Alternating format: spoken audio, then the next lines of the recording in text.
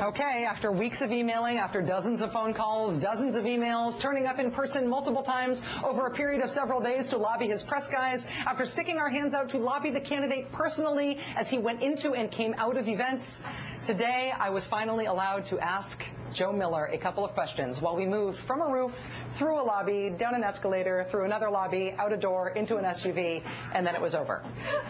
It was very strange. Hi, Mr. Miller. Hi, it's a real pleasure to meet you. Thank you for taking this time. I appreciate it. Happy to. Let me, we're going to walk with this, right, Rachel? So we walk. Sure, absolutely. Do you guys mind if we walk? If you guys stay ahead of us? Inside? Yeah, we need to get to the vehicle. All right. If you guys steer, if you want to walk ahead of us to steer us so we walk the right direction. Otherwise, we'll be on a bridge to nowhere. So I've been talking with your supporters since I've been here. One of the things that I did not know to expect before I got here is how important social issues are to them. You've really run as a constitutional conservative, fiscal conservative. People keep raising the issue of abortion, marriage, other social issues like that to me. How central are those to your campaign, to your view? Well, I think the life issue is very important. I believe in defending innocent life. I'm a pro-life candidate, the only unequivocally pro-life candidate in this race. In terms of gay rights issues, there's a man on your campaign payroll who runs a website called hopeforhomosexuals.com. His name is Terry Moffat. Do you agree with him that homosexuality can be changed, it can be cured? Our perspective, and we've answered this question before, is that it really is a state issue. As to how those issues want to be resolved, it should be handled at the state level. And as far as you're talking about who again? Terry Moffat. Okay, yeah, he works with us in the primary. I've not seen his website, so I'm not able to comment on it. Do you agree that homosexuality is a choice? I think that's up to the individual. An individual has to make that decision. About whether or not they're gay, or about whether or not they believe that?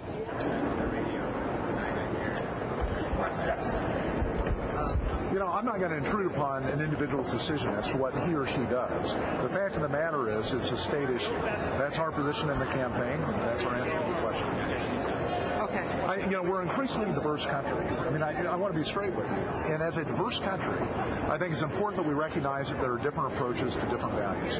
And I think that it's best for states to be able to make those choices. Like, for example, the state of Alaska. This is a good example. We passed out a constitutional amendment saying that marriage is only between a man and a woman in 1998. There are other states that have decided differently.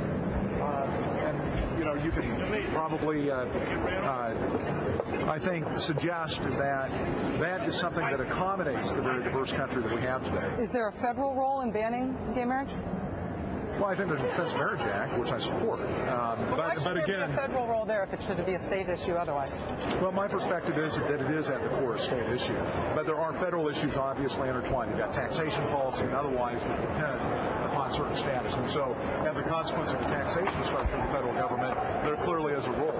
But I think that ultimately, as the country becomes more diverse, that those decisions have got to be left at the state level. It's something that can keep us together as a country. It can accommodate the various differences that we have in the country. And I think it also allows people to be much more active and involved at the state level in making policy changes. And, just like our founders intended, laboratories of democracy.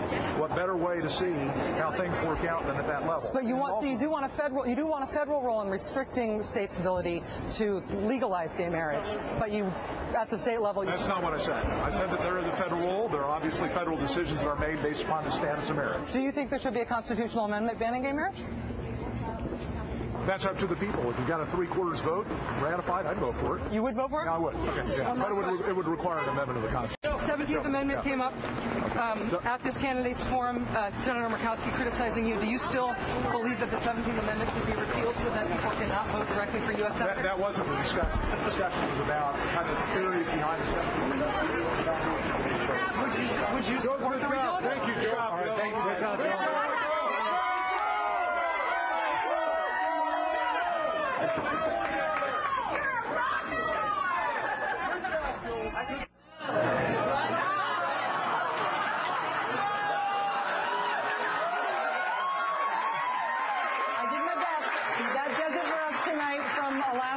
A big thank you to all of the folks here at Taproot in Anchorage and everybody who came out in the bar tonight. It's been awesome.